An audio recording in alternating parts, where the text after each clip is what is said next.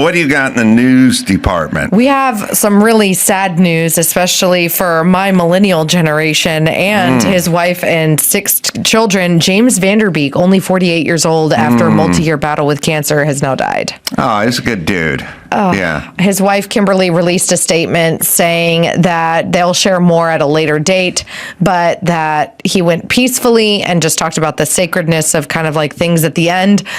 He had looked really ill more recently on his social media. They moved from the LA area to, I think, the Austin area during COVID, and were like living on a farm. I don't know if they're homeschooling. And Is Dawson's Creek his biggest thing? Oh, 100%. Oh, but I'm a big Varsity Blues guy. He did do Varsity Blues, but I feel like Dawson's Creek, at least for millennial moms like myself, like that was a thing. Well, I starred in episodes. So I heard that you and Dr. Drew starred as yourselves. He was there sometimes, but I was really kind of the thing there. Yeah. Wow, there you are. Yeah, me and Dr. Drew. Dawson's Creek.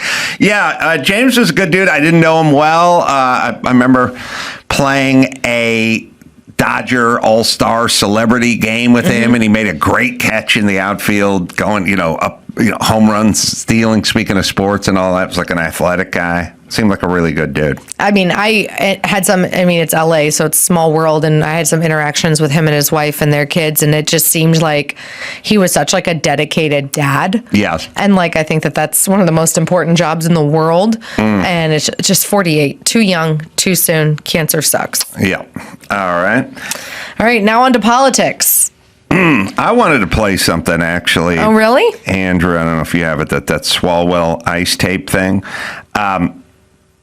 Eric Swalwell wants to be governor of California. And I get why, but do we have to have just the worst of the worst with everything? I mean, like, they're guys, you can go, well, Shapiro in Pennsylvania, that seems like a moderate, Democrat or whatever, but we got to get the Nancy Pelosi's and the Gavin Newsoms and the Maxine Waters and all the Swalwells and all the Adam Schiffs. All the the nuttiest and the worst and the most arrogant with the most attitude who do the least. Yeah.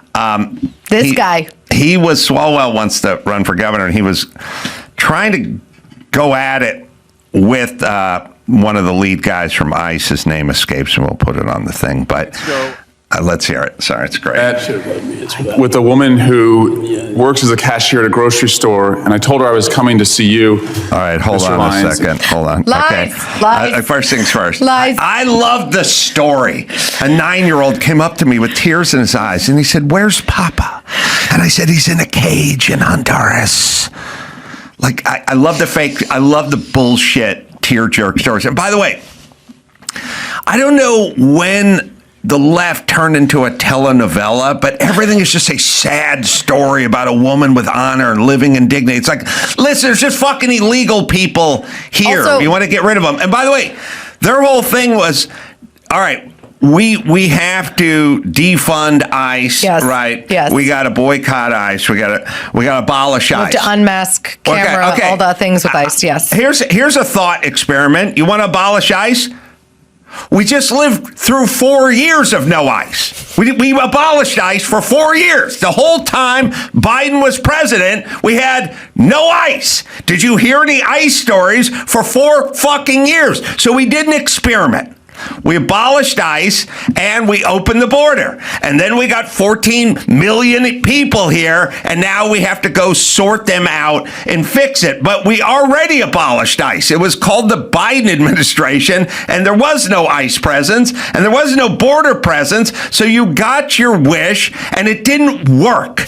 We tried defunding the police. Now we're going to defund ICE, but we already tried it. It was 4 years of Biden, and the place is fucking flooded with criminals now. What's fascinating, though, is even though all of that is true, it's yes, and Biden deported more illegal immigrants than Trump has done so far. Yes, and so then, it's like, heaven forbid, and there's no but here's why I call BS on this, though. Hold on, let's hear the story. You want to hear the story? Yes, just go back 10 seconds and we'll play it. Sorry. A couple nights ago, I met with a woman who works as a cashier at a grocery store, and I told her I was coming to see you, Mr. Lyons, and she said, will you ask him and she didn't want to give her name. She was terrified to give her name. Yeah, So she scared. said, when I get off my shift around midnight and I walk through the parking lot to my car, she said, if somebody rolls up in an unidentified van and gets out wearing all black and their face is covered, All right, they don't pause have it any. for a second. First off, I was thinking about it. The unmarked van. It's all unmarked van. It's like panel vans, primer with no license plate.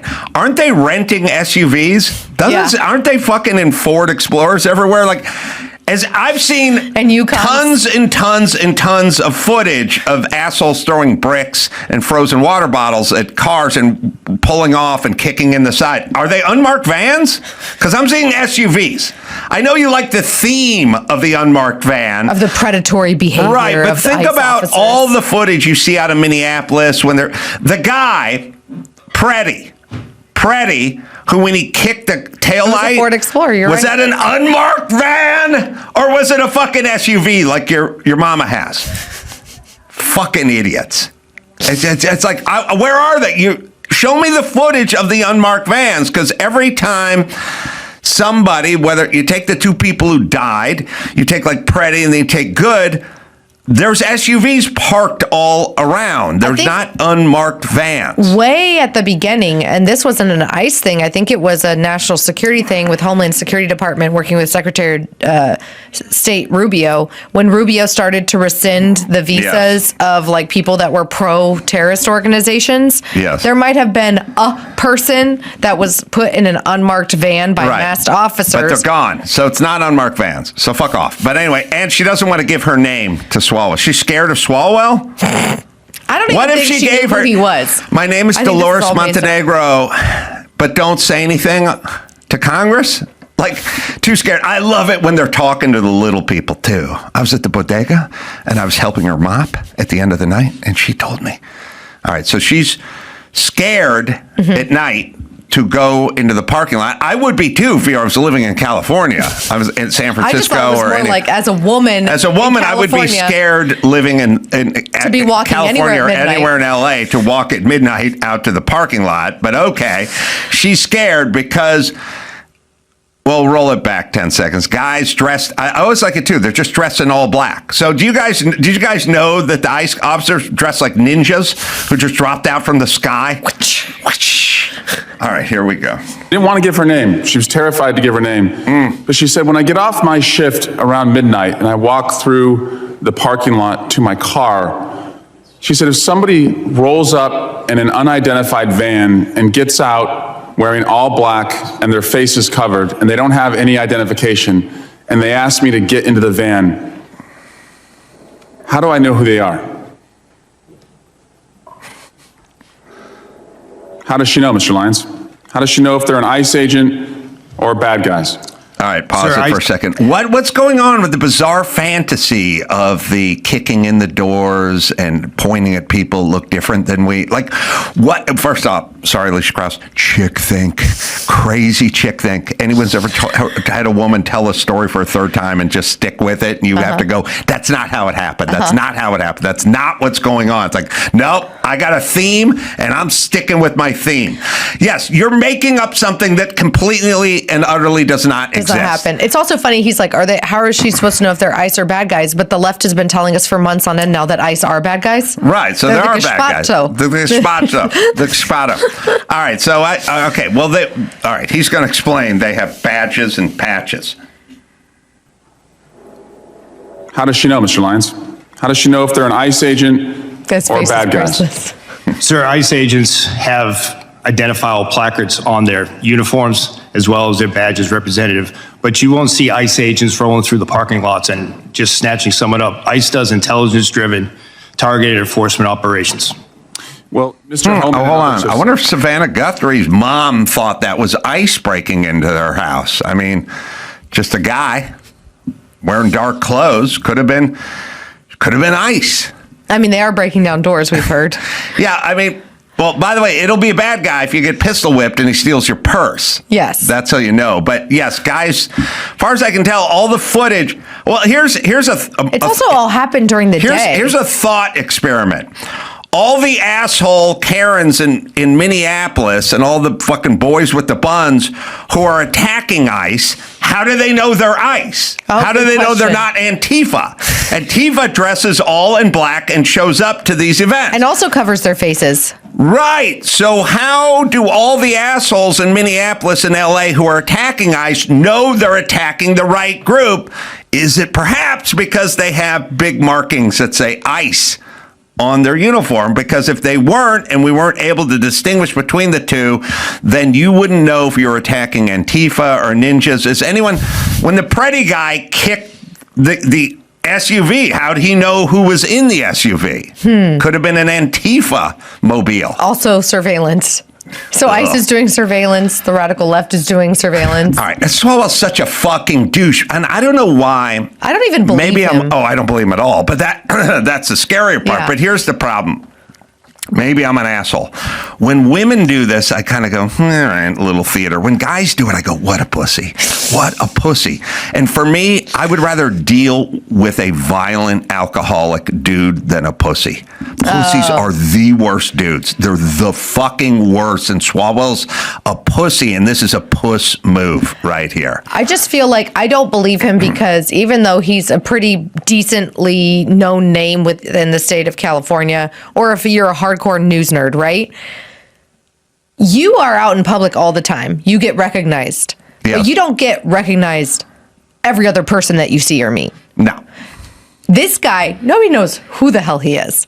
If he's at a grocery store and he's meeting with a cashier, Mr. like the lady Swalwell. at the cash register Mr. is Swalwell. not going to see him in plain clothes and be like, "Oh my God, you're my representative, and I know you're interviewing Mr. Lyons, the head of ICE. Could you please tell him this for me?" I call bullshit. That's all. My name is Dolores, and I work here from 4 a.m. to midnight. And I work at this bodega, and I bag mangoes. And I'm scared because I'm the provider for my family. I'm the breadwinner. Well, we don't buy bread, we buy tortillas. But Mrs. Swalwell, But please you should make help. some, actually. Please help. You're going to meet the deputy director of ICE, Rick Solomon. What's his name? Right. You know that guy. Yeah. You know me? I watch C-SPAN all the time. I recognize you. Please, don't tell him my name. I'm here legally and I have all my paperwork in order. But I'm still scared to walk out to my Tercel every night. Not because of the crime that's rampant in the city, you're doing a fine job, but because the ICE people, because I found out that a lot of them sit in the parking lot at midnight and just wait for people to leave.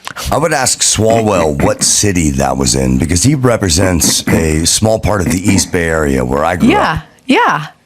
I don't think he was at Safeway. No. Mr. Swalwell. Just saying. Please. More like an Erewhon. Oh, we have the video of him asking Lyons to resign. Oh, gosh. But again, more just retarded grandstanding. Supposed to protect, or will you side with the killers bringing terror to our streets? Mr. Lyons, will you resign from ICE? No, sir, I won't. Yeah, I'll Why resign. not? Because, sir, that child that you're showing right there, the men and women of ICE took care of him when his father abandoned him and ran from Gentleman's law enforcement. time has expired. You never should have gone Gentleman's into time custody. has expired. They're showing the picture of the kid that was being 5-year-old. helped by ICE because his dad fled. I don't, whether it's the good people on both sides or inject bleach or something with Hunter Biden's laptop. Can you guys just let shit go once you've been proven wrong, or are we just going to keep going? With Because this? it's ICE a has narrative. taken care of more children than Somali daycares. That's a good point. The count is Yeah. at 1. Yes, but it's still more. It's still more. Still 100% more. Oh, Lord. All right, let's do one happy or one story. Another story. One story. guys. All right. Let's talk about how Chris Cuomo is begging Democrats to not impeach Trump again. I actually agree. Oh, I don't- just talked to Chris Cuomo. You did? Yeah. Did he bring this up with you? No, he was talking about the Epstein files, which is like, I literally go, I have an opinion on everything. Except that. Except that. I have no idea what's Yeah. going on with that. But I have an opinion on you name me 10 types of bagels. I will have 10 different opinions, but I don't have any Everything I don't bagel. have any Epstein. Yeah. Ugh. All right, go ahead. All right. So News Nation anchor Chris Cuomo called on Democrats to resist the temptation to impeach President Donald Trump if they win control of either the House or the Senate in the fast approaching 2026 midterm elections. Obviously, Trump is almost a lame duck. I think he's saying like this isn't going to be good for you, but he also said it's not going to be good for the country. I mean, last time they impeached Trump, his approval ratings went up. When Republicans impeached Clinton, his approval ratings went up. Like it kind of, no matter who's in power, they're able to somehow like come out in popularity when you impeach them. I don't think it's a smart political move. Agreed. But also, we have a country that thinks the following.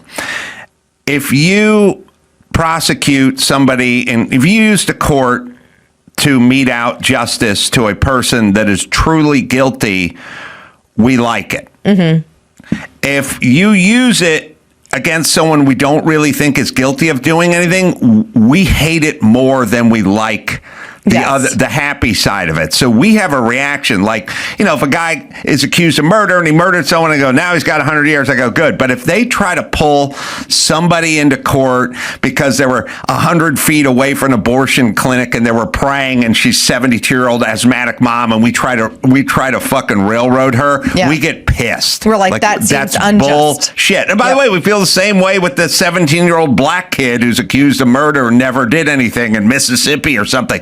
We don't like that more than we like the justice part for the guilty person. So if you're going to try to haul Trump into whatever and the stuff is kind of light, like he lied on his real estate thing, like that kind of stuff, that pisses off most Americans.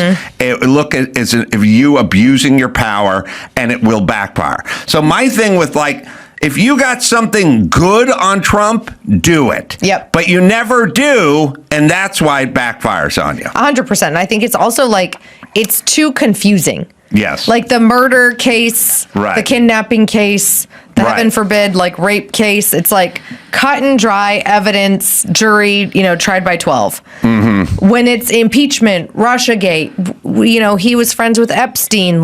He lied on his tax returns. He took money from so-and-so. Did he or did he not pay off somebody?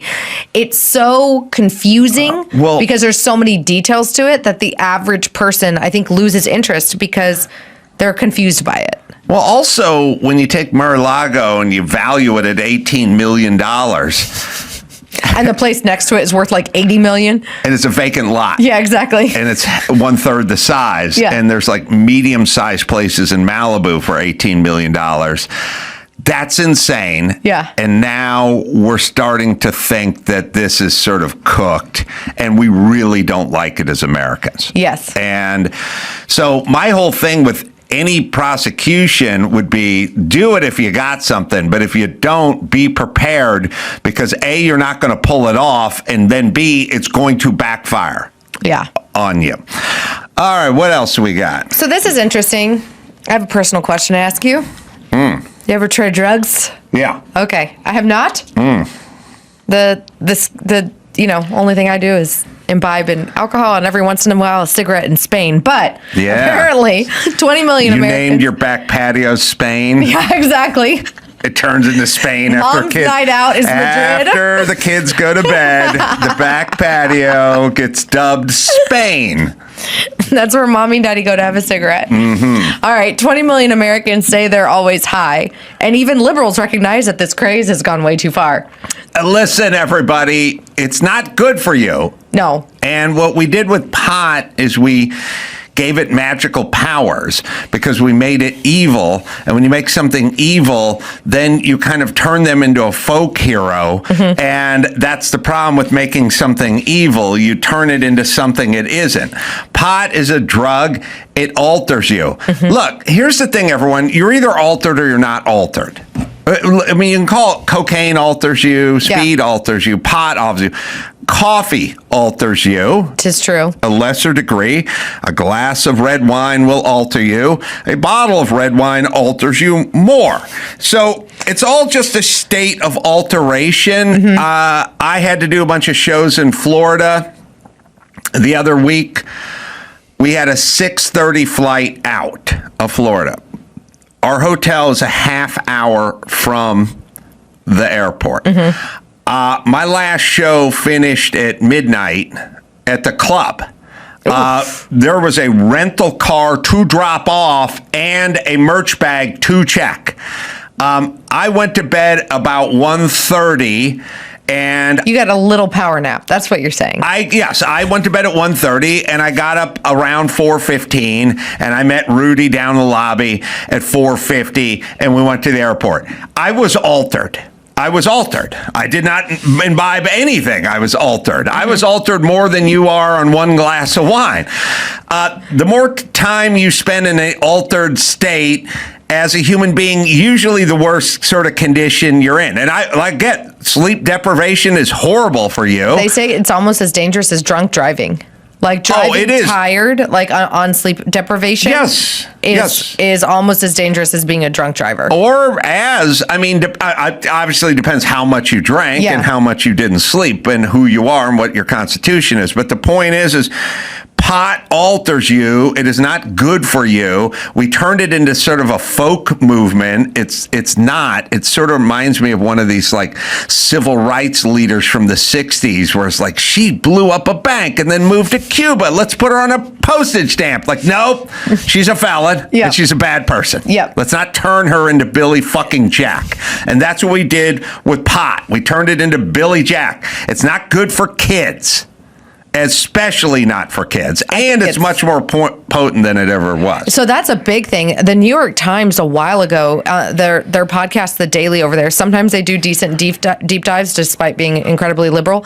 And they were talking to scientists, pot growers, companies, users, just how different the strains are now compared to the past. In the past, it used to be like, I don't know, my dad, it's public information, used to, guard the green tops in southeastern Oklahoma. Really? Get a little extra cash on the side in high school.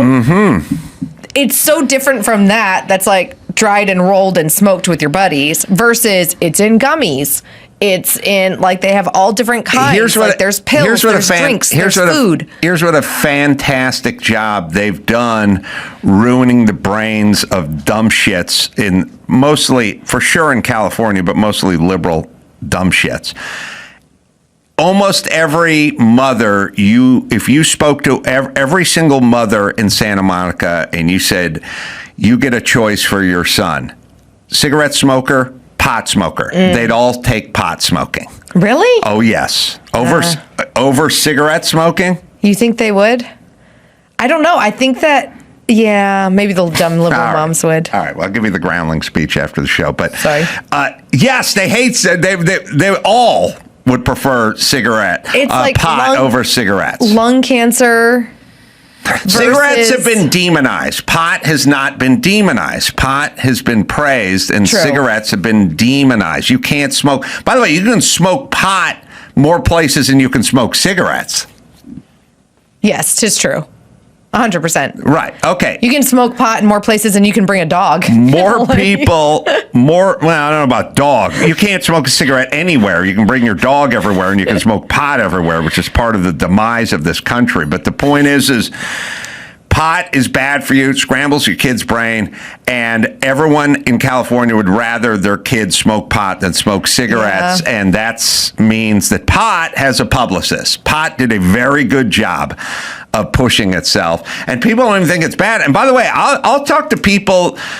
I know people that eat gummies and eat edibles and smoke pot. And if I have a fucking glass of wine, they're like, hey, bro, you better watch it. And it's like, you're fucking high right now. Yep. You're high right now. Why is it okay for you to be gobbling up your gummies, but I can't have my highball? Like, what's the fucking difference? We're both getting altered. That's what I'm saying. This is where I'm okay with the self-driving cars and the Waymos because I think that people in an altered state from pot, I know they've tried to make an argument that it's the same thing as alcohol. I don't agree. Especially the long-term consequences of it. I do not agree. You do not agree with which part? That alcohol is just as bad as pot. No. I think specifically with young men whose prefrontal cortex have not formed, the consistent ingestion of pot is so bad. And like you said, it's altering. The people I know that are really into pot have difficulty. I'll put it to you that way, even when they're not high. And also, the other thing about pot is I don't know people who will drink and drive, but I do know people who will eat pot and drive. for sure. Yeah. That they don't even think that's bad or wrong, by the way. And then really bad things can come of it. Yes. So, 20 million. Americans say that they are always high. Yeah. Always high. Always high. That's the other thing, too, is people do not wake and bake with booze. All right, let's get some news going, shall we? Let's get some news going. Keeping it on trend with this Hollywood topic that we've been talking about. So there's been this rumor kind of floating around about Jim Carrey being unrecognizable at a French film festival recently, where he was honored and gave a whole speech about it. People were saying, like, all week long, people have been saying that the conspiracy theorists are wrong because conspiracies were that he either had a ton of plastic surgery done or he actually sent out a clone or a lookalike on the carpet for the photos after he was honored. Multiple sources say that this conspiracy is wrong and that actor Jim Carrey accepted his own award in France last week. And some believe, of course, he had a lookalike in his place. Carrey's representative has finally come out and said that the general delegate of the award show both say that the person on stage was himself Jim Carrey. The César Award General Delegate Gregory Collier made his assertion in a statement to Variety, picked up by TMZ and others. And many fans took to social media to say that they think that Carrey looked way different than usual and that he was acting weird. His new look has prompted discussion about whether or not he's had more plastic surgery or whether the person at the event was even him. Well, the thing about... Here's where the clues are. Yeah, he's a weird guy, and he's getting weirder as the years wear on. And so I think that's the real weird Jim Carrey. But if you think about it, if you're just a logical person and someone goes, look, there's a mandatory sensitivity training we have to do a seminar, and everyone who works at this radio station or this TV station has to do like a mandatory thing. And I've been to those before, you've been to those before, and you're like, it's the fucking worst 2 hours of my life, and I'm never going to get that back. And the on-air people have to sit there longer. You have to sit there, and then you have some fat black chick with big beads explain to you about what it's like to be a fat black chick, and then you have to sit there and nod the whole time, and then they want to know, is it okay to say this, or is it okay? And it's the biggest waste of your time there ever is. And then there's a sexual harassment side of that, too. That's another big fat fucking waste of time. But if you had a doppelganger, that's where you'd send them.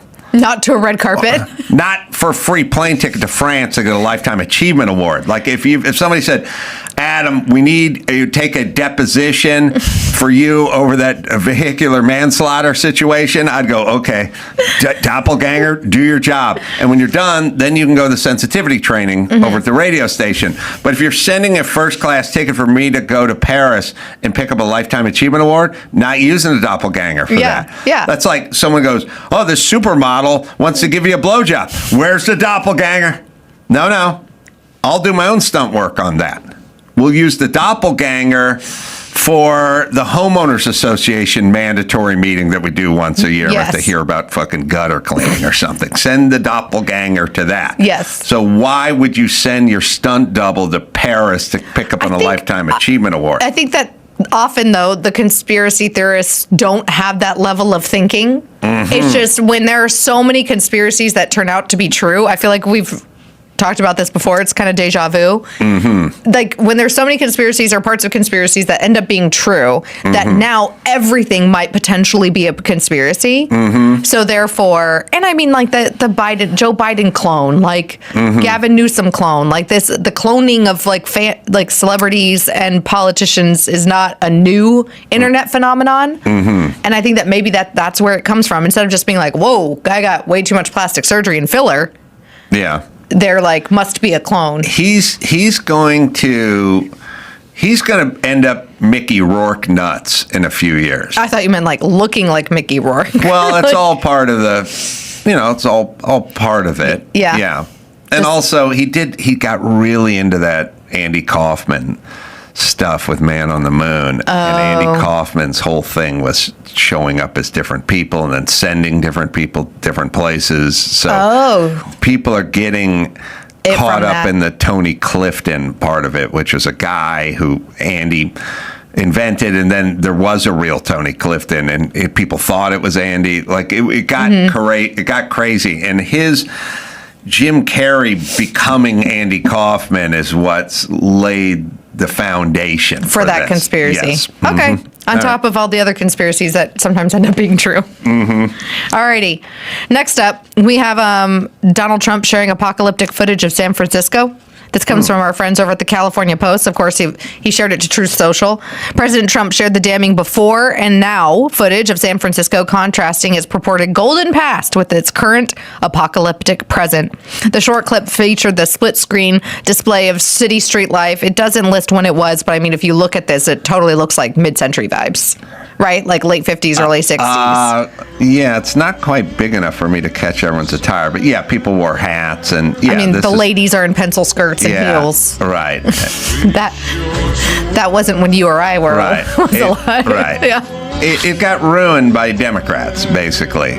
I mean, it's actually depressing. Like, it is. How do you, for the people that say that the right has no heart, I don't understand how the left has no empathy for like people literally shooting up and dying on the streets, like half naked on the streets. Also, what I never really understand is like with Cuba or Russia, and you have all these democratic socialists and you know, your Bernie Sanders type. And the argument they make, which is always crazy to me, is the argument they make is they go, we're not going to do it like Cuba. We're not going to do it like Venezuela. We're not going to do it like Russia.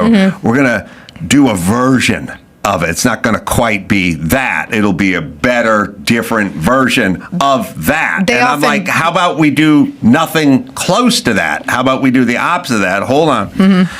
And so it's sort of like what I want to say to people is San Francisco represents the progressive movement at its purest form. This is when they get to do everything they want, that's San Francisco. And so I'm not even going to make a judgment call. I'm just going to say, take a bunch of Americans, show them San Francisco then, show them San Francisco now, and go, this is the result of them doing everything they want. Yep. And then their argument is like, we don't want that in Chicago and in LA. We just want some of that. And it's like, why do you want any of that? This is them when there's no challenges and no hurdles and they get to do whatever they want. They ruin the city they're in. Would you like to bring some of that into your city? And the answer is you shouldn't want a version of that because this is their utopia. I was just in a small town in Texas. It's like, that's the right. And it was people fucking enjoying themselves, leaving their doors open at night. We went and took a Lamborghini Diablo out for a ride, and we like went to a dark road at night, paved and everything, and we're like, this guy's like, let's get it on. And I'm like, what about the cops? He's like, there's no cops. We don't care about cops. I'm going to drive this car. And then we're going to have some drinks. Yeah. He's like driving around a SUV with a light beer and a cup holder. And he's like, it's cool around here. And later on, we can go shooting down on my property and ride dirt bikes and stuff like that. They have flamethrowers and stuff too? Just all of it. It's like we're going riding, we're going fishing, we're going to do what we want. Yeah. And that's that. And then I said, was it tough to build here? And he goes, I went to the building department, told them I was going to turn this whatever place into a restaurant. They said, just don't fuck it up. And they left. And I'm like, that's... Now, if you want that, and I do, and I think most people do, San Francisco is basically the most bluest, most democratic. This is what you get when you have a majority and you go unchallenged and decades go by and you get to enact all of your policies. Yep. This is what you end up with, people dying in the street in a shit show. It's really sad. It is sad, but it should be more instructive. Like nobody who leaves San Francisco because, they got their car broken into for a third time or they had some crazy junkie on their lawn or something.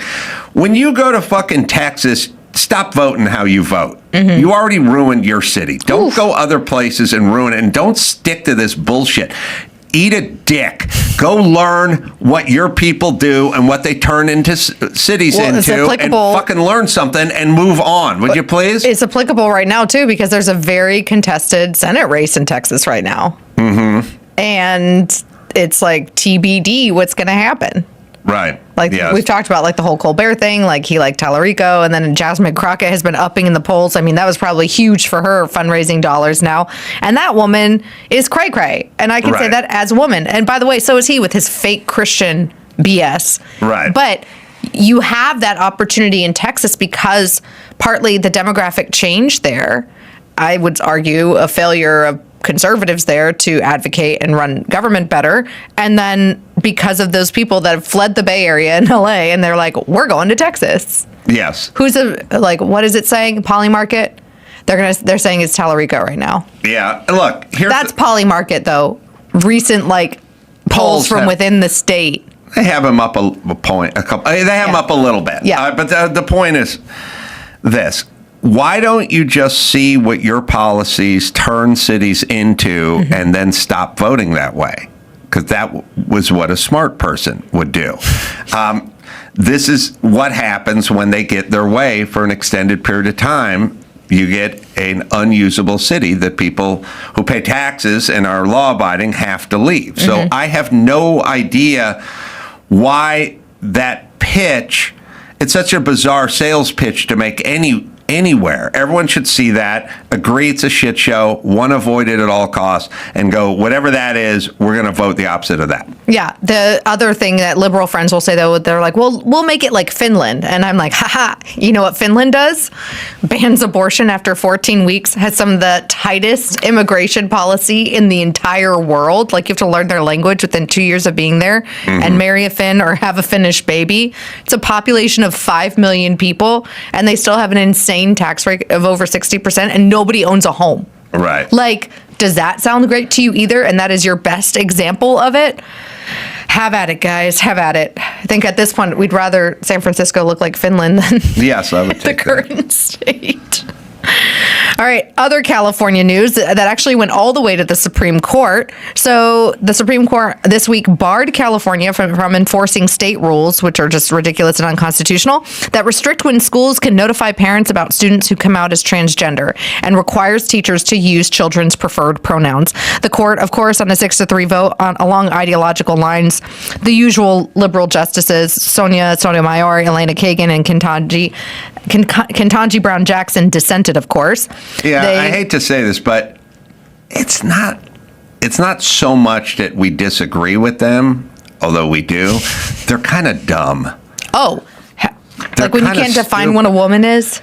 Yeah, I mean, their arguments are spurious. They're sort of dumb. They're just not as well. They don't feel Supreme Courty to me. Like when I read Amy Coney Barrett or Justice Roberts or heck, Samuel Alito, right? When you read their decisions, I'm like, got Webster's dictionary next to me and just in awe of the arguments that they're making, right? And it Right. used to be that when the liberal justices would write that stuff, like Breyer or Right. even Ginsburg, Right. she didn't dumb shit down. Like the Right. woman was smart, even though I disagreed with her. Right. And when you read their stuff, it reads like an op-ed for MS Now. Yeah, and it also it's sort of like when you hear Jasmine Crockett talk or you hear AOC talk, it's not that you disagree, although you do disagree, but they also sound stupid. Yes. And it's they sound stupid because they're trying to make an argument that's stupid, but they still sound stupid. There are people you disagree with that are sharp and articulate and have a big vocabulary. And when Bill Maher makes an argument against something that I'm for, he does a good job of it. They don't do a very good job. It's an interesting stat. I don't know if you saw this one. Andrew, I don't know where it is. It was floating around about a month and a half ago, but there was a breakdown of who's done the most talking in the Supreme Court. Did you ever see that? No. It was interesting because my chick think theorem. Yes. Lots of talk, but not a lot of action. Yes. I think Ketanji Brown Jackson had by far the most talking, but she makes the least sense. She loves to hear the sound of her own voice. Talking, and the guys. But the thing that was funny about the breakdown, and I think it was talking,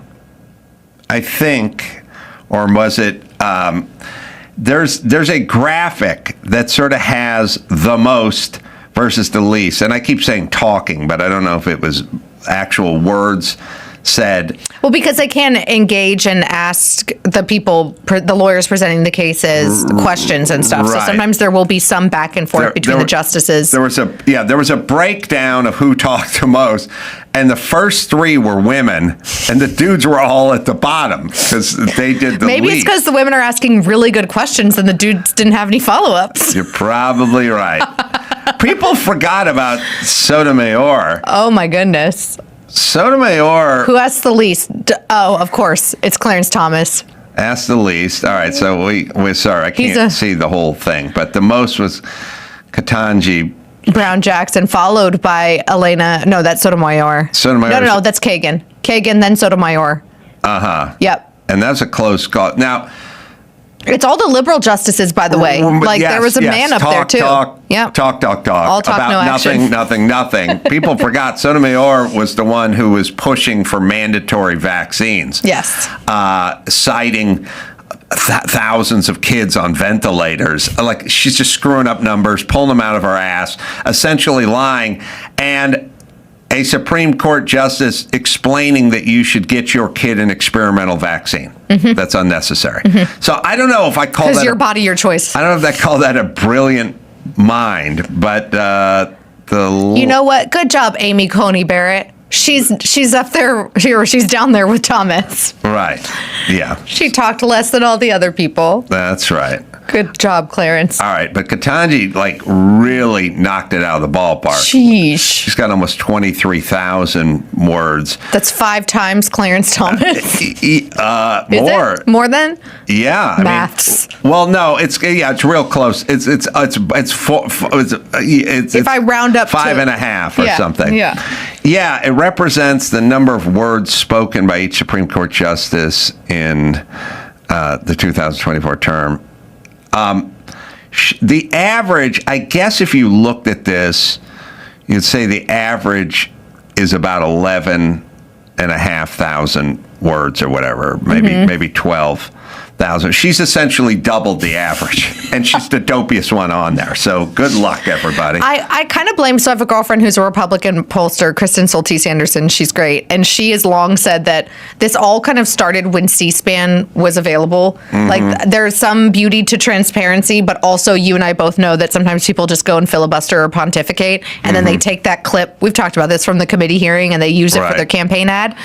I think that this has now unfortunately seeped into SCOTUS, where they're just like with Jasmine Crockett and AOC and Ilhan Omar. It's like the sass for the clickbait on social media. And so even though Justice Jackson is going to be there for life and she isn't running for office, she kind of presents herself like she is running for office and is just like filling void, trying to look for the TikTok clip. Yeah, there's a Jasmine Crockett one that's out where she's talking about ICE coming into people's houses, putting them in detention centers and killing people and stuff. You can find that one where she just talks and talks and talks. Lots of passion, no information, mostly lies, no data, and just all emotion. Yep. Also, I think we need to outlaw the big swinging ponytail. Why? I like a pony. Because they start talking and it just starts flying around and they start getting enamored with this giant rope swinging around. Like, you know, the dudes have the long hair, flip the thing, and like, make your fucking point and get off the stage, stop with the hair. So you're not a fan of Fabio? He rides dirt bikes. That's different. Yeah. Yeah, it's allowed. We'll find, maybe we can find that clip. I think I liked it, but yeah. Who were we just talking about? No. Brown Jackson? Yeah, no, before her, sorry. I just had a brain fart. Like Jim Carrey? Oh, there she is. Yeah, but this isn't her with the big... Jasmine Crockett. Jasmine. Oh, well, isn't also Jasmine Crockett the one that like made a comment about Governor Abbott being Hot Wheels and then fully denied it? And then there's like literally video of her talking about it? This tape is brand new. This is just her with a big rope. I don't know if it's real rope or clip-on rope. It looks like anchor rope, clipped on the head. It's just from like yesterday or something. I think I just saw it today or whatever on X. I don't know. You can do your next one. He'll find. She's talking about ICE being murderers, essentially. Well, I do think that this is an important win for parental rights. The SCOTUS focused on parents' claim that their rights under the free exercise clause of the Constitution's First Amendment were violated, and the court said that they have valid parental rights claims also under the Constitution's 14th Amendment. So now California has another stupid law in the book that the Supreme Court is saying is unconstitutional. Hooray, California. Yeah, it's all we do. All we do is have really insane ideas that are just counter to whatever this country is and whatever sane societies would want. And then we sue everyone who disagrees with our horrible ideas that are destructive. All right, where is this clip? I don't get it. So this is Jasmine Crockett. Mm-hmm. I saw it on Twitter today. It's her talking about ICE being murderers, and she's got a giant rope of hair. And you don't have to look on mine; just look on the computer. I think you don't have to look on my Twitter feed. It was in the feed. I don't know if someone sent it to me. I just saw it on my phone, but it means it's new and it exists and it's sort of nuts. I don't know. Put in Jasmine Crockett ICE murders and see what Google comes up. Not coming up. I wonder if they scrub stuff. Ooh, good point. They scrub stupid stuff. And I may have liked it, but I may have just It's actually really hard and annoying on social media, specifically X and Instagram, to find things that you've liked. Yeah. Or to find something you're like, oh, I think Ben Shapiro posted this thing. And then you search for it and you cannot find the thing. It's a weird world because this computer is insane, and it's, I'll sit there and I'll be watching the In Memoriam or something, and I'll go, oh, when did he? And you just put the person's name in, and 5 pages comes up. Yep. It takes 3 seconds for you to know everything you need to know about this actor, this person, this who director, died in 2025, whatever it is. It's insane. And then other days, I wake up in the morning and I'm just looking at my phone, and this clip of Jasmine Crockett comes up screaming about, and I look at it a couple times, and that was 5 hours ago. Yep. And I go, wow, this is crazy. And then I'll say to Andrew, hey, that clip or whatever, and I go, can't find it. I hate how I have to know somebody's specific handle, like social media handle, in order to find them in the search bar. It's super annoying. This ain't it, but what is that? When is this from? I guess is the question. Gotta hand it to her. She's full of it. Hold on, Jasmine Crockett. This kind of looks like it. Is this? Did I like this one? Oh, okay. But you found it. Now, how did you? I don't know why you're going past the one you wanted. Oh, but she's talking about how this administration is a killer. Oh, well, she does. Frustrated and don't believe in politicians. Put it to the front. You can start at the beginning. Tell you something. I am here because this is truly life. Well, hold on. Where's my giant rope hair thing? I think. Now there's other ones, but that's pause enough to slow down. All right, go ahead. Administration that is not only killing people, but is a dream killer right now. That is not the best of America. We are here because we care. I know so many people are frustrated and don't believe in politicians, but let me tell you that it takes real courage in this moment to stand up. And that is why we stand with and behind your mayor, because she knows what it is to be under attack by this administration. We understand that to be elected nowadays isn't just about service. It literally is life or death if you decide that you want to do what is right. So let me tell you, we are standing with your elected leaders because they are protecting the people from their own federal government that is dishing out death. And when I say that, I don't say it lightly. I say it because the numbers bear it out. I say it because we have a record number of people that have passed away in ICE custody. Well, this is I'm going with me on this of one. America. I know someone promised that they would make America great. I am telling you that they are doing just the opposite. I am telling you that we are a land of immigrants. It is time to do immigration right. It is time to make sure that we live up to the promise of this country.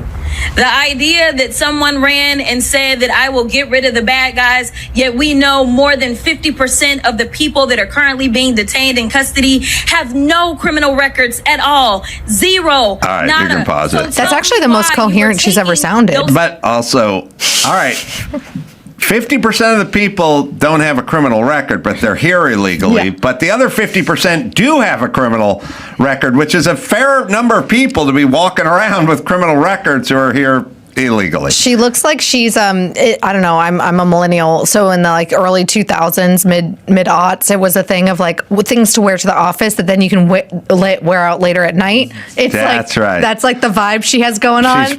She's going to the club after the Hill. There was a plus size women's store in Beverly Hills called The Forgotten Woman, and I always felt so bad.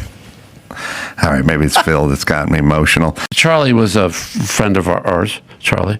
We were at a fundraiser at our friend's house for Turning Point USA. And when I first met him, it was at one of the fundraisers. And I just went because they're very good friends of ours. And she said, yeah, I love you. And when he started talking, I said, I mean, it was a good fun. It was just 12 people, but it was a really good fundraiser. And I really challenged him. I said, well, how are you going to accomplish these? And there was not a flutter in that sail, man. He said, full steam. I'm mixing metaphors, sails and steam.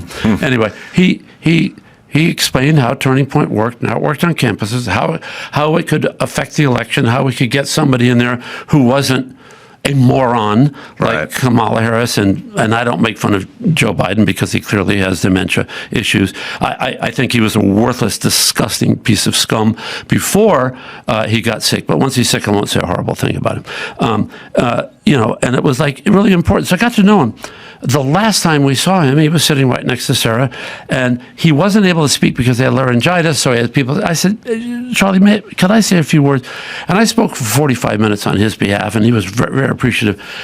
Sarah was, like many of us, really, really broken by that assassination, way beyond the obvious, which of course you would be. She said, to see someone be murdered in real time that you liked and you were talking to a few months ago, she said, it's, what country are we living in? And, the clickbait, the rage baiting stuff that goes on, look, I've been at a lot of hospitals, a lot of treatment, and nurses are fantastic people, as you said. But the ones who aren't are doubly sinful, because if you are, there's this one nurse who said she wanted to use, I don't know how you know, succoline, to paralyze patients if they were ICE agents or if they supported Trump or whatever. I'm saying, so you're basically promoting poisoning people to death as a nurse. And now when I go in a hospital, I think, is there another lunatic like you? And secondly, why is this person not in prison? There's no discussion about it, because you are provoking someone else to do this stuff. Like these people are talking about, hurting ICE agents and so on. Look, I'm a Roman Catholic. I was an altar boy. I think abortion is murder. That's what I think. I'm entitled to think that. I'm an American. I'm a Catholic. I have a friend who's an arch feminist. She's a liberal woman, brilliant. She thinks something differently. We agree on almost everything once we sit down and talk. But I say, Carol, we'll never agree on this issue. And she said, yeah, and we understand why. Mm-hmm. But the people who disagree in these things and think, well, because you disagree, look, I'm not going to go and kill an abortion doctor because that would be murder.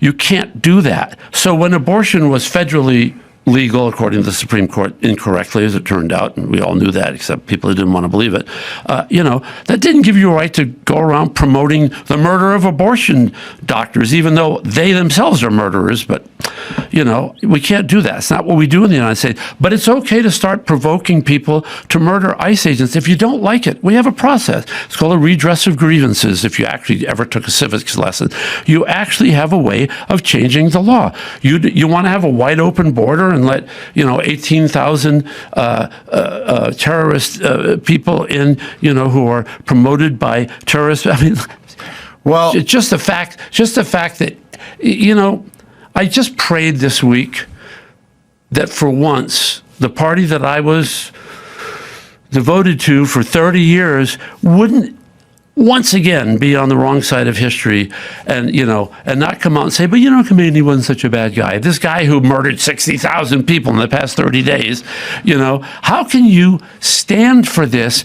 with a straight face? But they do it, and they do it in lockstep, and it's just shocking. I know, I agree. I mean, I agree 100%. But, what it is, what I've realized, and I like an example or a metaphor, the politicians, they do this thing where they go, we got to lower the temperature and so on and so forth. And then they go, Trump is Hitlerian, and these ICE agents are rogue, and they're thugs, and they answer to nobody, and they're kicking open doors and grabbing American citizens and disappearing them. So, okay, so none of that's happening. It's all bullshit. Right, it's all bullshit, and they know. And there can be an accident where they know it's bullshit, but the 19-year-old with his dad's hunting gun who's on all the meds believes them. Right. And that's what gets people killed. That person is what was called, I think was it Lenin who called them useful idiots? Yes. So Yep. this example is, it's sort of like you go, all right, let's just say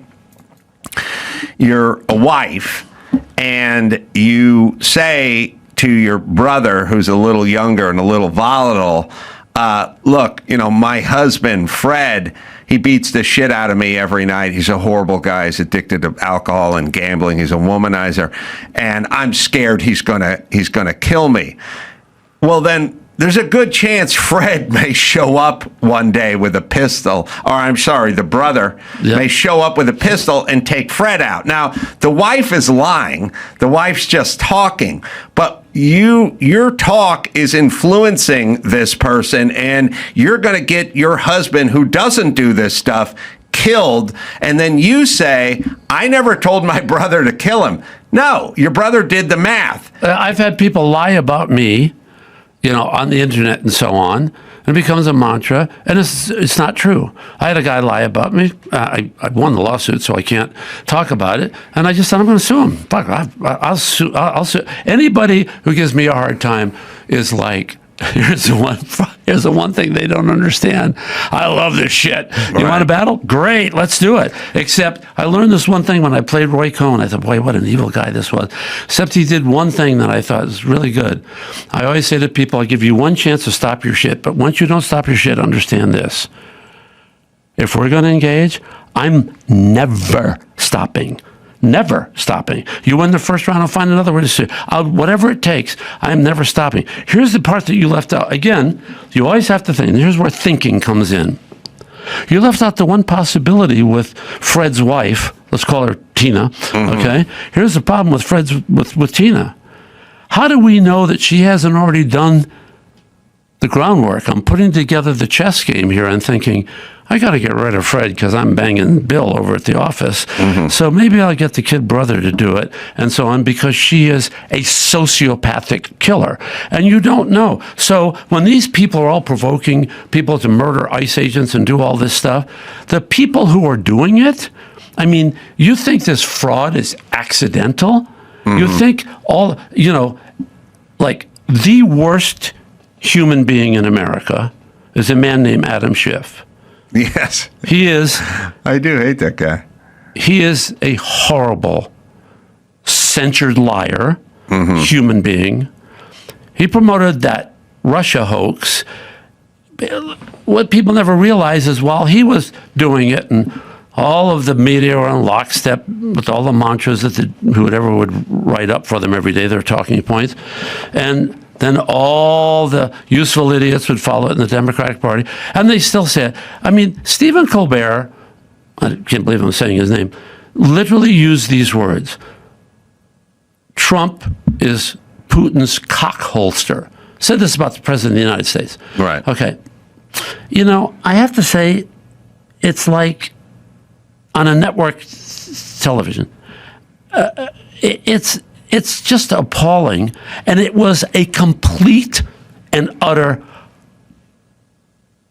psyop. It was a psychological operation done, but Well, the part that was interesting, and it's the part and people that, believed it, well, and this guy's still promoting it. the part that people should really stop and focus on is when they did drill down onto Russia and what they were trying to do.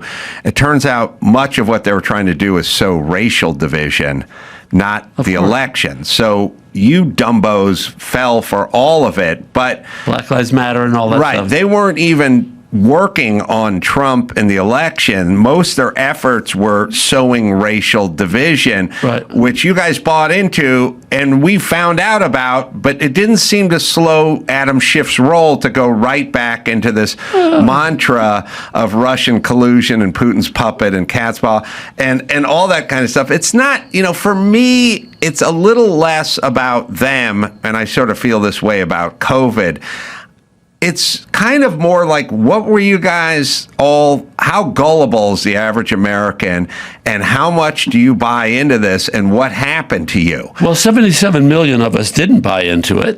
And the Yes. same 77 million, that vaccine, man, I tell you, I said to my doctor, he said, well, you're older and you've got a heart condition, you probably do it. And man, the one thing I wish I had never done in my life was let that shit, come near me.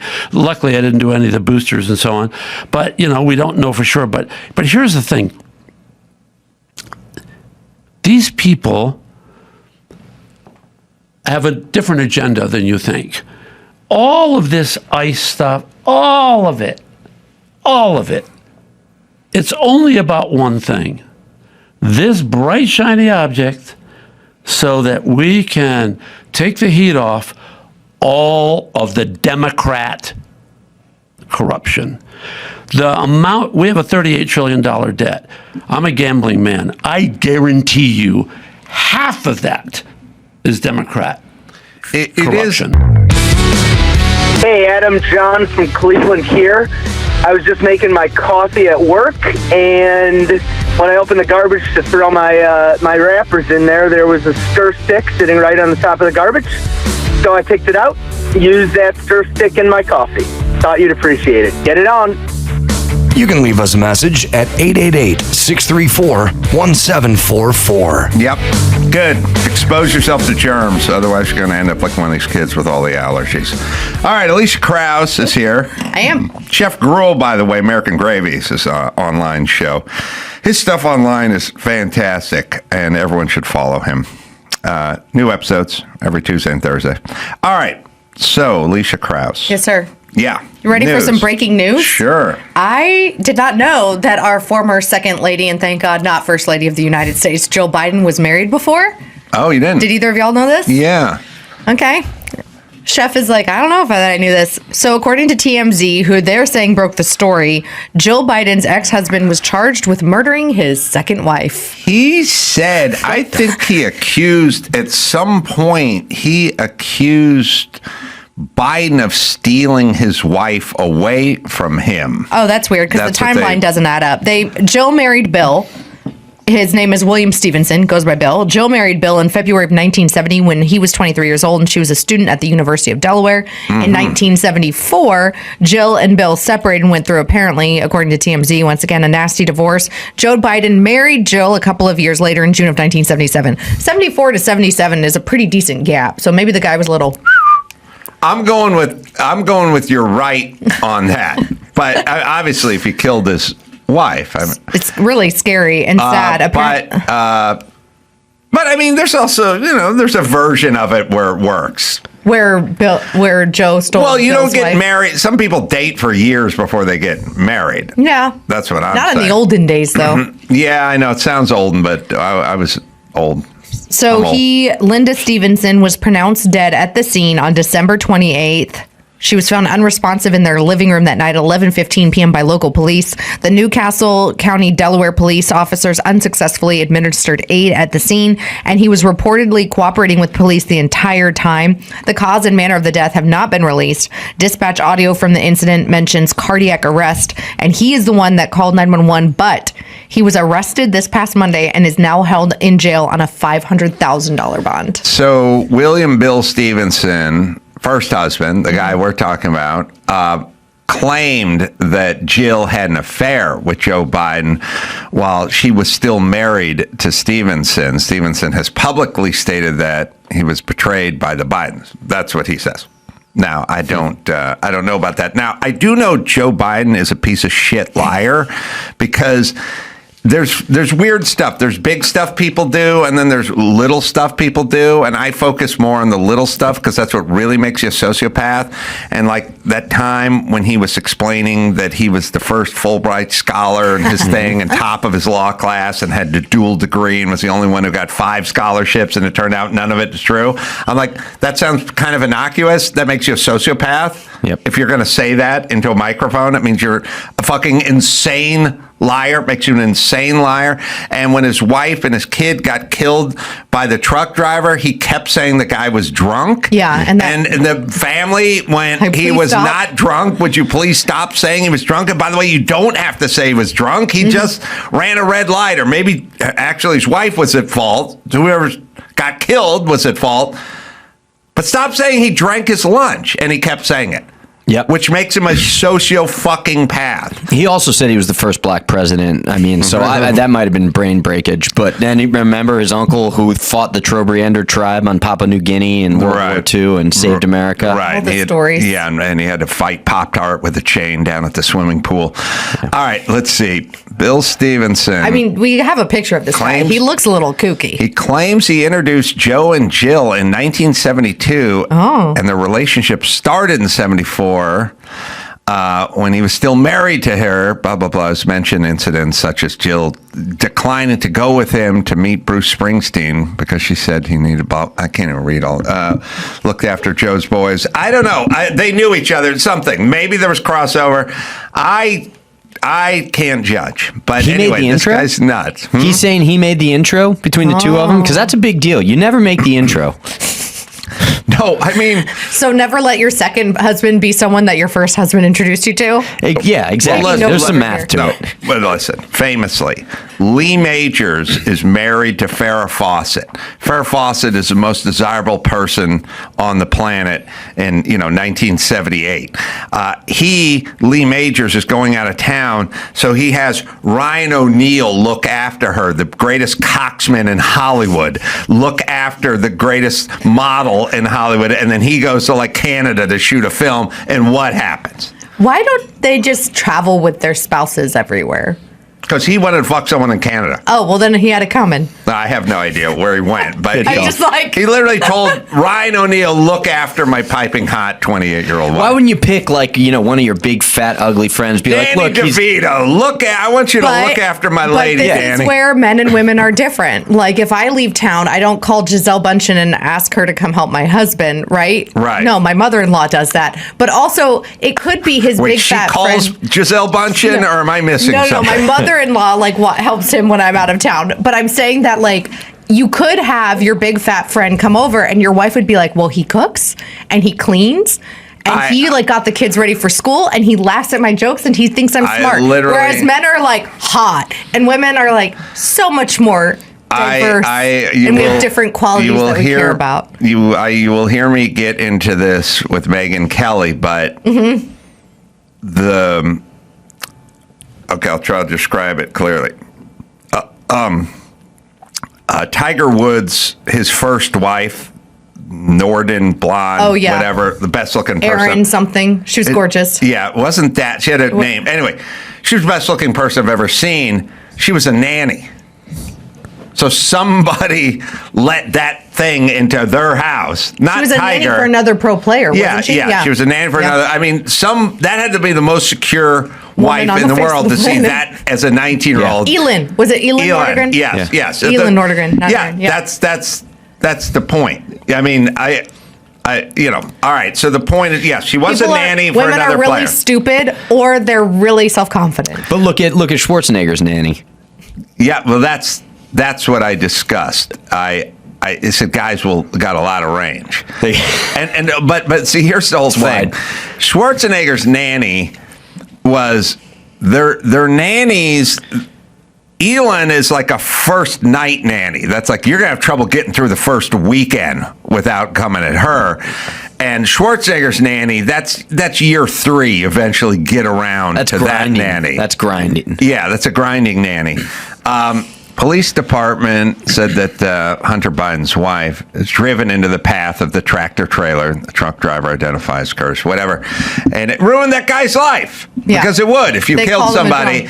Well, first off, it would just ruin your life killing someone anyway. But then to have the guy turn into Joe Biden and constantly say you were drinking is cruel. It's insane. And it shows like maybe you can pick up a couple of sympathy points, but you got enough. Your wife and kids dead. That's enough. The traveling on the train to D.C. as a single dad while serving the constituents of Delaware is a good enough political story that you don't need to defame. Fucking sociopath liar, which is weird that people, because I know the thing is like, well, maybe he wasn't good at governing, but he's a good dude, good dude. Yep. No, not a good dude.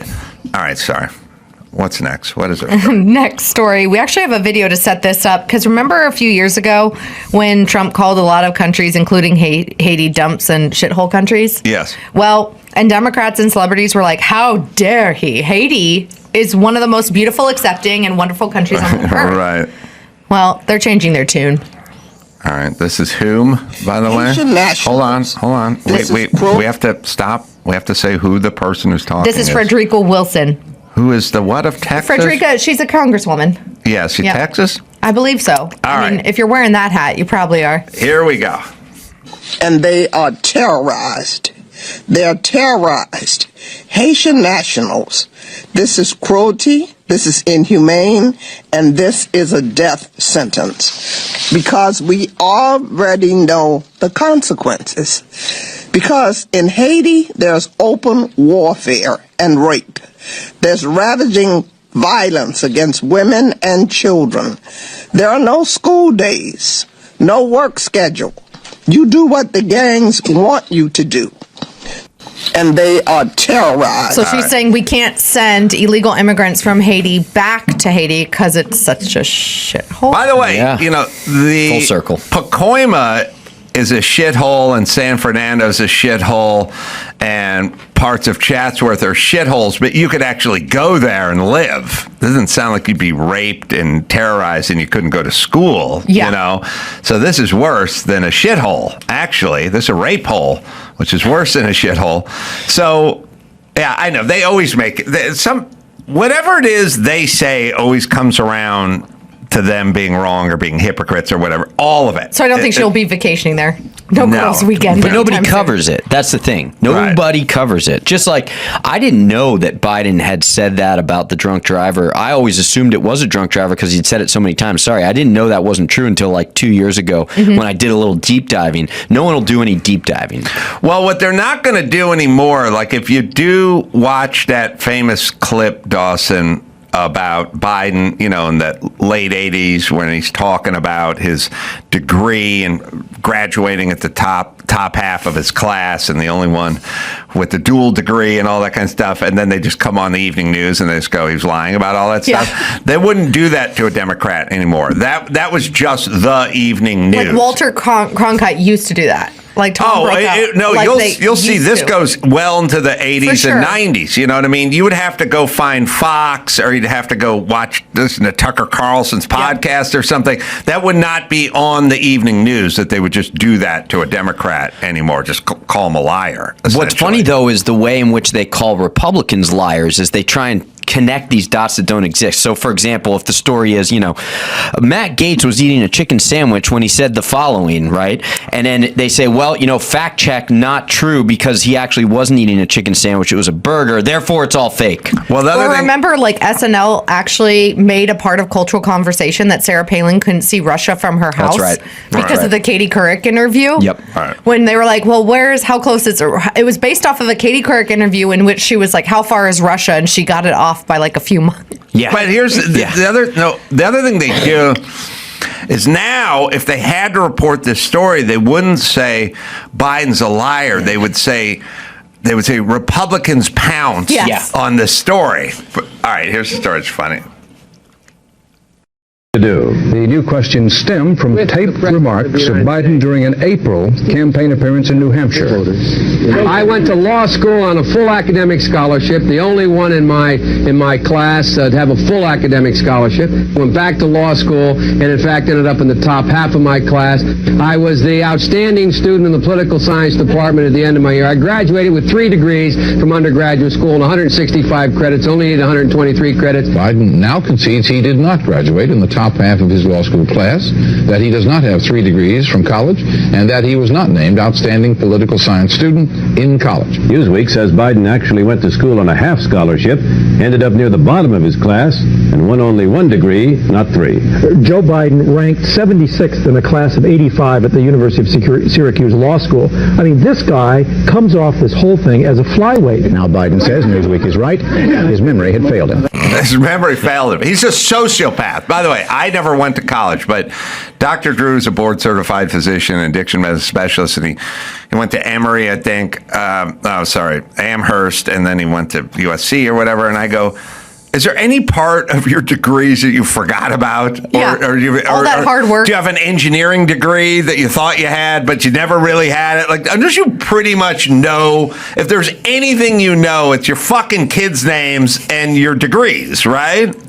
So what is going on?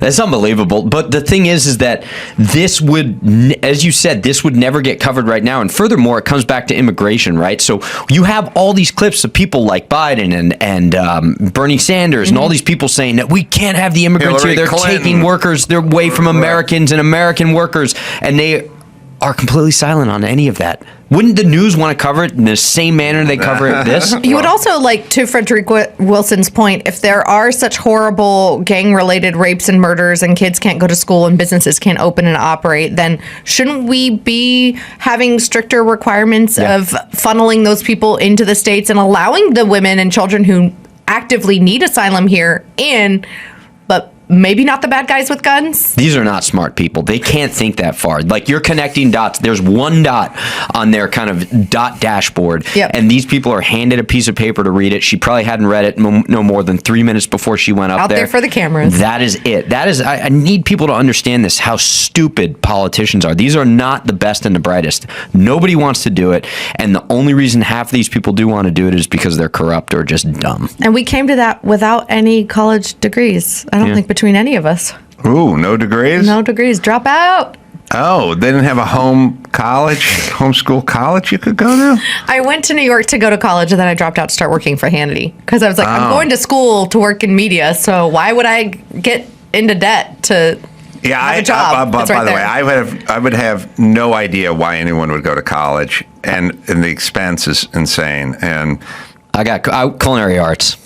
Oh, yeah. So I'm a liberal. But that's like going to a trade school. Yeah, well, I was a college degree. Yeah. Oh, it is? Yeah. There's my ignorance. I didn't know that. Went back for business, but that was a huge mistake. So I'm sorry, guys. I'll leave now. Yeah, could you close the door? Go run for office. Yeah. I went. Were you top of your class? Yeah, I went vocational training all the way. Or you can just go down to a radio station, drive the van, and learn how everything works. Yeah, just Pour intern. coffee. Yeah. I mean, not anymore, though. Maybe podcasting you could go intern at, but not good old talk radio is not the same as it once was a bajillion years ago when I started. No, that's true. And also people don't like kids are too soft to pay their dues now. They don't want to go. Yeah. Like they show up as an intern and then they show up their first day and then you go, all right, go on a Starbucks run. And they go, I didn't come here to go get Starbucks. I mean, And you it's probably like, deal with that at the restaurant all the time. That's all it is. You got to people go to culinary school or VOTEC program or any of this, which used to be something that was of any value. And I say, okay, everybody starts on the dish pit. I don't care who you are. You start on dish pit. I spend most of my time on the dish pit. Today, they go, I'm not here to wash dishes. Then what job do you want? I want to be the chef. We're not hiring for a chef. Well, I went to culinary school, so sous chef. I'll take a sous chef as long as you pay me 6 figures. Like, get out of here. So we know now. I started this about 10 years ago. If you went to culinary school, you don't even get a look at the resume. Wow. Oh, really? Don't even get a look. Nope. Every single person that's worked for me that went to culinary school ended up walking on the job. Really? No call, no show. Yeah. My entire crew right now has been with me for 15 years, not a single one. My chef right now started off, this was his second job. You know what his first job was? Working the overnight shift at an old folks home cleaning up poop. Mm-hmm. And then I pulled him from that job. and the guy is so great. And we even run into that problem nowadays. People cleaning up old people's poop because it happens. So he's the man for the job. Plus, he's a chef of 15 years. You say things have changed because of Ozempic? Yep. You've noticed it? Yeah, just you know what it is, as crazy as this sounds. So as I joke about working the dish pit, so when I go into a restaurant, the way our restaurant is designed, and you look down and I can see into the dining room from the dish pit, and we don't have a door there for that purpose. So what I do is I'll work the dish pit here and there because I want to see what's left on the plates. If there's something consistently being left on a plate, then I got to either change the menu item or we're over portioning, right? That's a way to save money. You serve a little bit less, but nobody notices because they don't eat it anyways. Every plate that's coming back now is fries. People aren't eating the fries or the burger with the bread picked away. But fries are one of the cheaper things for you to make in the kitchen, right? Used to be, not anymore. The price of potatoes went up in 2018 and they never came back down again. Wow. Yeah. I think it's fascinating. The people that I've talked to that are doing GLP-1 stuff are, and I feel like so many moms, maybe it's an LA mom thing, like so many moms are doing like peptides and microdosing GLP-1. Microdosing, yeah. And they said that it's increased their desire for like fruits and vegetables and decreased their desire for like carbs and proteins. Yeah. And which proteins, is weird. Interesting. Which is weird though, because you need to increase your protein when you're on it because part of the weight that you're losing is muscle mass. Okay. So but the microdosing, explain that again. The microdosing is like a marginal amount every day. A marginal amount that you're supposed to be working with a doctor, like a friend of ours that we're on Fox with from time to time, Dr. Sheila Nazarian. Okay. It's like, I've been doing it for 2 years. Everybody should be doing this, that she thinks it has long-term benefits. And on top of that, like you're trying to get rid of that last like 5 to 10 pounds and you're working out, you're eating healthy. The GLP-1 is going to help you reset and do that. Interesting. Yeah. I don't know. I'm very skeptical. I'm like about to be 40, so I'm having a midlife crisis of like, should I be doing all these things? And I haven't done any of the things. And it's like, they kind of scare me actually. I got excited when I heard microdosing. Just that the word was like, oh, I can do this and something's going to be a little off. But then I found out it was peptides. So it wasn't as exciting. The microdosing thing I have heard from reputable doctors before. But, there's also a version where you just don't eat the French fries. You don't need to inject something and then don't eat French fries. You can just not eat the French fries. It goes back to the agency. Come on. Yeah, and self-control. What? I'm scared about the agency and the self-control and the discipline part. I do not.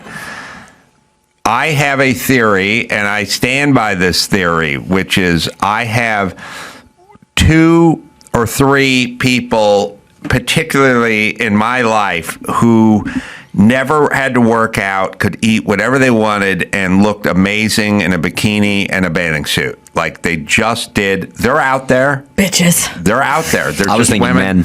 Women. There's men and women. I knew them both, and they unicorns. They can do it. Yeah. It does. You don't see it that often, but once in a while, they're out there. Yep. And they ate like shit. They never worked out. They did whatever they wanted. They looked good in their underpants. Okay. Both of them had zero discipline. Wow. They never had any discipline, and it fucked their lives up. Oh. Because they never had the discipline of having to work at it. Work for their beauty. Eat. Think about what they wanted a donut, they ate a donut. They didn't want to work out, they didn't work out. Yeah. They never worked out, they ate a donut. They didn't care. But it trickled into other facets of their life. I could see that. They were shitty students and lazy people, and they never really got their shit together. And there's other people that are like, God, like, oh, if I eat one donut, it goes right to my hips. So it's like, no, thank you. But what they're exercising is agency, discipline. And they're disciplining themselves. And the Ozempic thing, there's going to be a discipline issue coming. We're already there. We're already having, this is a discipline issue we're dealing. I don't mean disciplining your kids. I mean self-discipline. Yeah. So I was like thinking about it this morning, like everything you do in this society, success-wise, is really just about work and work ethic. And look, I'm as guilty of it as the next guy. I could do more. There's more. I could do a lot. I could be a lot more disciplined in my life. And he says that right before he promotes his 3 sold-out shows in 4 different cities this weekend. What I'm saying, I do more than most, but I don't do You know, it's like I should get up at 5 every morning and work out. I do not do that. It would be better. I should. And when I think about all the people I know that are successful, we always talk about how gifted this person is, or who his daddy is, or he was born on third base and thought he hit a triple, or if I was gifted like you in dance or comedy or something, I could, whatever. No. These people always outwork everybody. Well, it's Malcolm Gladwell's 10,000 hour rule, right? Where he studied and said, funny enough, like Beethoven, they said he was a gifted child pianist, but at the age of 7, he had actually put in 10,000 hours of practice because his parents were maniacal. They would make him play 12, 18 hours every single day, so he just happened to put it in at an earlier age. It was not, he's gifted that he could perhaps read a little bit. There was some muscle memory that built up quicker. It was the 10,000 hours. It always comes down to 10,000 hours. Yeah, and I don't know.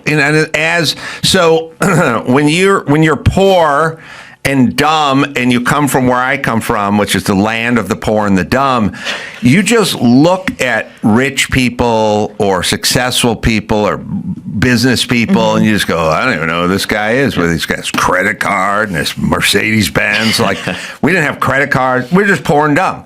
Then I got older and I got exposed to these people, and I started spending a lot of time with them.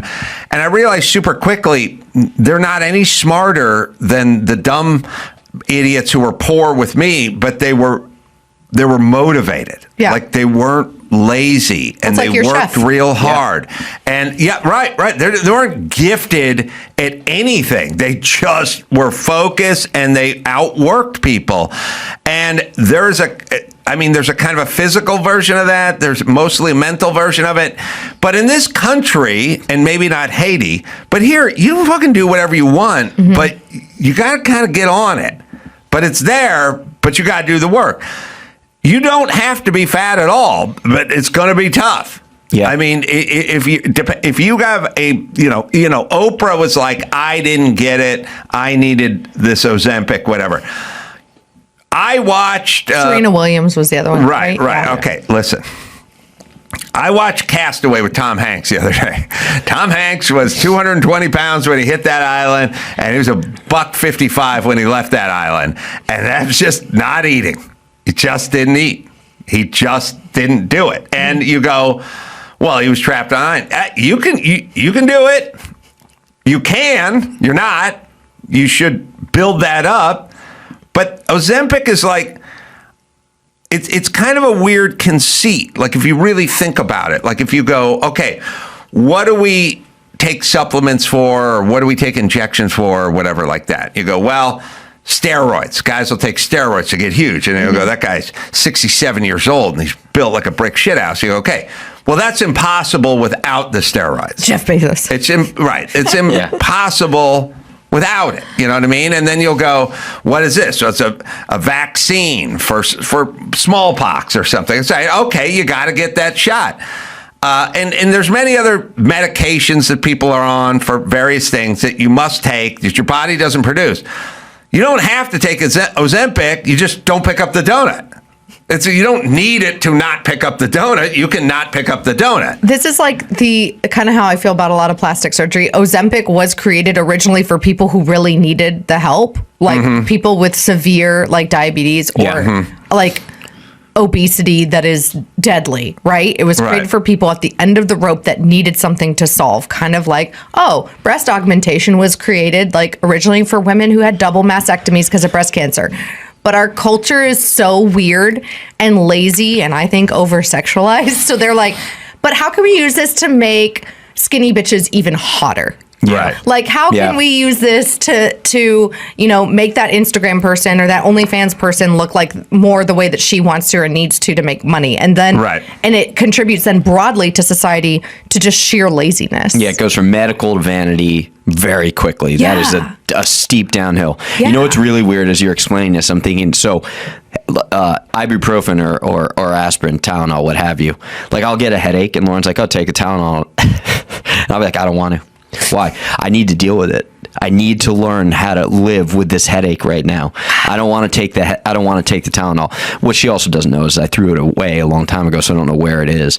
But nonetheless, it's okay. She's a woman. She has some in her purse. She does. It's a weird obsession of mine. I don't take the Tylenol because it's too many calories, bro. I don't take the Tylenol. Too many calories. And that's a metaphor. Don't take the Tylenol. No, you don't. Listen, you're talking to a poor guy who never had insurance, and I just rode shit out. Strep throat, all sorts of horrible shit. I got whatever that disease is, and Andrew, you got to look it up. And Drew told me what it was once, although he's such an asshole. And I'll tell you why. After the 94 earthquake. Is it like water? Something was in the water or something? It let there was a syndrome that took place after the 94 earthquake where they hypothesized that the earth moved or whatever and spores or whatever and I got this horrible infection. But I didn't have any insurance or money or anything, and I just laid there and sweat through my sheets, sweat through my bed every night with lesions in my mouth and on my face. Yes, following the January 1994 Northridge earthquake, a significant outbreak of Well, you want to say that word? Coca-Cola, Kappa Papa.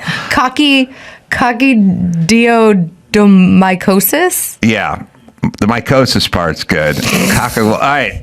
Valley fever, they call it. I lived in the valley. Occurred in Ventura, California. The earthquake triggered landslides and shaking released spores from the soil. Caused the 200 whatever report. 200. It says only 203. You would have been 204. I know, but I didn't report it. Cause symptoms. The illness manifested in fever, coughing, fatigue, muscle aches. Typically counting 1 to 3 weeks exposure. A region in Ventura Valley, Simi Valley, high risk groups. I had lesions in fever every night, and I didn't have aspirin, I didn't have Tylenol. Stop. I just literally sweat through my sheets every fucking night. That sounds horrible. I did like laying that sounds there. Horrible. Oh, like Pepion on the prison island. I was just like, I didn't know anybody.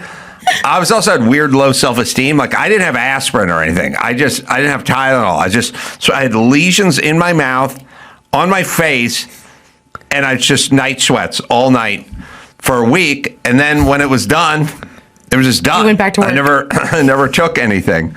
Yeah. Wow. Yeah, it was crazy. You'd have like an $80,000 medical bill. Right. You'd be on 13 different prescriptions. The reason I hate Drew is because years later, when I hooked up with Drew and we're doing Loveline, and I go, I got this thing, man, right after around 94. I probably didn't even bring up the earthquake. I just went, and I had lesions on my face and my mouth, a sweat, all night sweat, fever. And he goes, herpes. And I go, no, I had a girlfriend the whole time.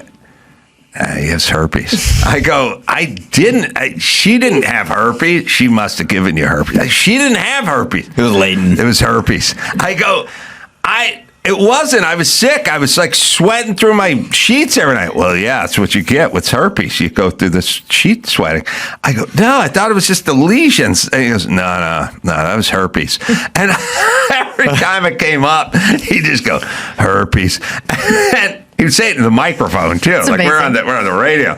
And I was always like, I don't think I had herpes because I never had herpes, and then she didn't have herpes. Cynthia, my girlfriend at the time. Yeah, I was like, don't gesture at me. Yeah, it was the greatest. It was the greatest moment ever. That's amazing. Her mom was listening to the show. No. Oh, okay. There you go. No, I was done with her by the time I got in the radio. I was too big time. Herpes are forever, so you're never done with it. Well, that's true. No, it was comical. It was the greatest thing ever. I'd hit rock bottom. The earthquake destroyed her apartment building in Studio City, my girlfriend. So she was having to live with me, even though we weren't really living with each other. But I had roommates in a rented house in La Crescenta. So she had to stay in this little room in the corner with me. Didn't have a bathroom attached to it in this rental house with no heat. And then her car blew a head gasket, and she couldn't afford to fix her car because her work shut down. It was on Ventura. Her stuff was all in Ventura by where the liquefaction in the Ventura in the river, the LA River, got all fucked up. So her apartment was condemned. Her work was closed. My work was closed. Her car was broken with a head gasket, and we didn't have money to fix it. So her car was broken. She was living at my house. She had no income. I had no income. My work shut down. And her goddamn mom had scheduled to come in from Minnesota like a month earlier. Was she Somalian? She's still coming. Yeah, she just got done ripping off some daycare center. So she goes, and my mom's coming. She's got the tickets, and she's coming. And can she stay on the sofa of the house I rented with my roommates? And she's in it. And I was like, it's kind of crowded, but your apartment's condemned. Your mom's coming out to visit you. I'd be kind of a douche if I said, well, no. And she didn't have any money either. Then I break out and I get all these lesions on my face and everything. And I'm not sleeping. I'm sweating through the night.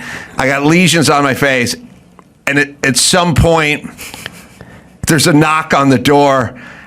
And I just open it, and it's her mom, like, holding a suitcase. And she looks at me. I've never met her before. She looks at me. She sees all these lesions on my face, and I'm sweating profusely. She goes, oh, my God. What the fuck is going on here? You're the boyfriend? And I just go, bitch, I don't want to fucking hear a word of it. You don't know fucking what I've been going through. Your daughter's car's broken down. My fucking work shut down. Her job shut down. Her apartment shut. I'm in no mood for this conversation. You can go in there and sleep on the sofa and shut the fuck up, and I'll go back in my room and go fucking sweat through the sheet, but you picked the wrong day to start in with me. So what happened? She fucking came in, and then Cynthia came around the corner, and she's like, what's going on with that guy? And I'm like, he's got a disease. I gave him herpes. Go to the doctor. Go to the doctor. He doesn't have insurance. It was the worst. This is horrible. It was horrible. This is horrible. I actually feel like this is a scene in a comedy. It was literally the bottoming out of my life. And 4 months later, I met Jimmy Kimmel. And a year and a half later, I was a millionaire. Wow. That was basically it. Okay, in between that 4 months, though, I got to know, how did it end with the girlfriend? What happened with the mom? What'd you do that night? Did you make dinner? Did you take her out? What happened? Or you just laid in your herpy bud? Oh, you can't take her out. No one had any money. There was no money. So you guys just played with your herpes all night? Yeah, we just set a herpy party. Oh, my gosh. It was horrible. That is awful. I bottomed out. I know when I bottomed out. It was 94 earthquake. I know. So now I've always been afraid. I've lived here for 12 years and we haven't had the big one that everybody talks about us having. Yeah. Now I know to be warned that we could all get like this weird spore virus. Yeah, that's lesions. crazy. Cyclospora coccamus or something. Yeah. That is It nuts. was herpes. I had to check that later. But anyway, no, that's what I got. I got the earthquake disease. All right, one more story. All right, one last story. So the Epstein files, all the rage this week. Everybody's trying to figure out who's in the files, who isn't in the files, and apparently you're guilty if you're just named in the files. Mm-hmm. My favorite part is like anybody who ever interviewed him or investigated him, who's also named, people just assume that. Anyway, whatever. So now Mamdani, though, socialist darling, he's in trouble. Supporters were protesting outside of his home after his mom appeared in the Epstein files. His mother's a filmmaker, Mira Nair, and appeared in the files several times. Apparently, you can search her name and find dozens of times. This did not sit well with the people of New York who supported Mamdani. She founded a 1988 nonprofit for street children in India, and it sounds like the photos of Mamdani and his mother with a bunch of celebrities seem to be, some of them say that some of the images are AI generated, but when it's 2026, and of course Democrats and some traitor Republicans have become obsessed with Epstein Island conspiracy theorists, and your mom appears in the Epstein files, well, it's not going to be a really great look for him.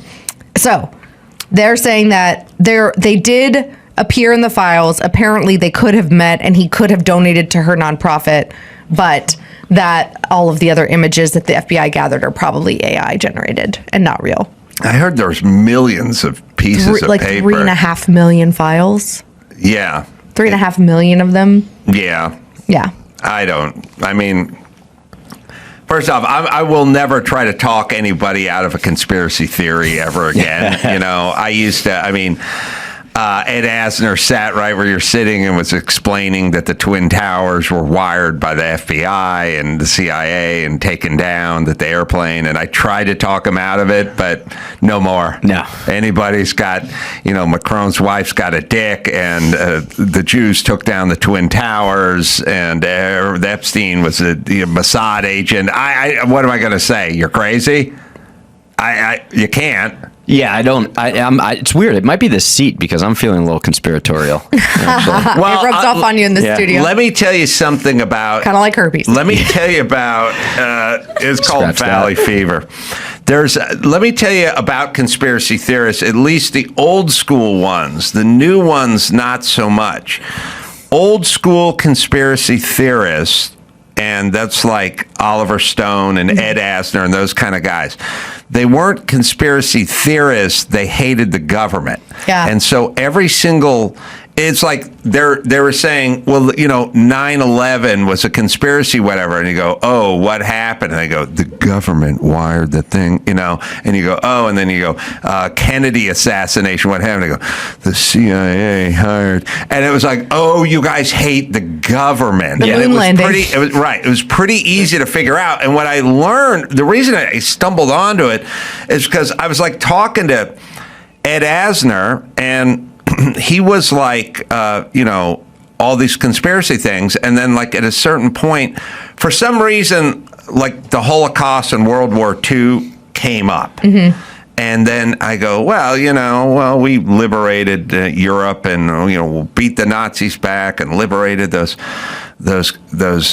concentration camps and stuff. And Ed was like, yeah, we could have done it 2 years earlier, but we didn't. Eisenhower knew the Jews were being put away, but he stopped a mission. It's like, oh, we're the bad guys in this fucking equation. We're the bad guys. We're the bad guys because we're beating the Japanese in the Pacific theater, and then the Germans in the European theater, and we didn't get to Krakow fast enough. Like, we didn't get to the concentration camps fast enough because we're so busy fighting the entire fucking world. Ed Asner blames us for not liberating the camps 18 months earlier, and we could have. And by the way, I get it. Like, war is one of those things where someone will go, this is happening, and you go, well, sorry, it's horrible, but we got the fate of the world here. But that's when I realized Ed Asner hates the government. He hates us. And the conspiracy theories are just a sanctioned way to hate the government. I think with the Epstein files, to piggyback on that, it's a sanctioned way to hate the rich and famous. Right. That's a good point. And I think that actually for people from the right, left, and center, specifically, and like I'm somebody who's worked and volunteered and supports anti-trafficking organizations, so I take it very seriously and think that P. Diddy should have been tried and in jail for longer. But all that to say, I think that it is that victim mentality of, well, who can I make the bad guy? So when things are shitty in my life, I can take it out on someone else and blame it on this massive cabal that controls everything that I have no control of. And look, they're the bad guy. It's not me being a lazy bum in my mom's basement. Right. So I think old school lazy was conspiracy was always government. It always ended up at the government. And then the new one, sort of something with Donald Trump, although he doesn't really represent the government. I mean, even though he's the president, they don't think of him as that. They think of him as fuck Trump, Dictator. So there's that. And then there's a little more Israel and Jews going on out there. I think there's more of that. Mm-hmm. But it's a little less the CIA and the FBI knew what they were doing. And then there's a new school, which is more me, which is like what the FBI was doing during COVID and whose names they were, deplatforming and whose Russiagate, whose phones they were tapping and stuff. And Russiagate, 100% Russiagate. Like I'm like, oh, now I'm joining Ed Asner, but we're from different angles. But I get deep now. I am more of a deep state guy with the whole Russiagate stuff and Hillary Clinton and Steele dossier and all that Strzok and Page and all Hunter that. Biden laptop. The Hunter Biden laptop. You guys had the laptop. You couldn't verify it, although you had the laptop. Although all anyone had to do was really like ask people questions, and they didn't You mean do their jobs? Leslie Stahl could have done her. Sir, please, no. We're CBS. This is 60 Minutes. Oh, God. But they use the notion of conspiracy theories to conflate with their selective journalism, Yes. right? So that's Right. they used it. They're like, oh, this guy is crazy, but he's got a large audience. Let's use what he's doing to explain what we're doing and conflate the two because we hate each other fundamentally. And they'll say, we want nothing to do with you, which will only help us. Yeah. Right. It was pretty good math. All right, let me get some plugs in. Why shouldn't I pay taxes every single weekend? I'm going to be out in Orlando at the Funny Bone doing a live pod with Michael Yo. That'll be on Thursday. That'll be tomorrow. And then Friday, Naples, Off the Hook. Good food over there, Chef Carolla. Yeah. Sounds like it, Off the Hook. Comedy clubs normally don't, but you go there for the food. Early shows are sold out, but I think there's some late shows that are open. You get some tickets, and then I'll just get up at 4:45 in the morning and hustle back to LA after I'm done paying my taxes. You go to adamcarolla.com for all the live shows, and then you got Alicia Krause over here with her weekly op-ed at the Washington Examiner, Newsmakers, and Chef Gruel, American Gravy. That's on iHeartRadio, and then new episodes every Tuesday and Thursday. Instagram at Andrew Gruel, and website chefgruel.com. The restaurant, let's see, Calico Fish Calico House. Fish House, delicious. So been there, a real treat. Go there and watch a chef wash dishes. So until next time, Sam Carolla for Alicia Krause and Chef Andrew Gruel saying mahalo.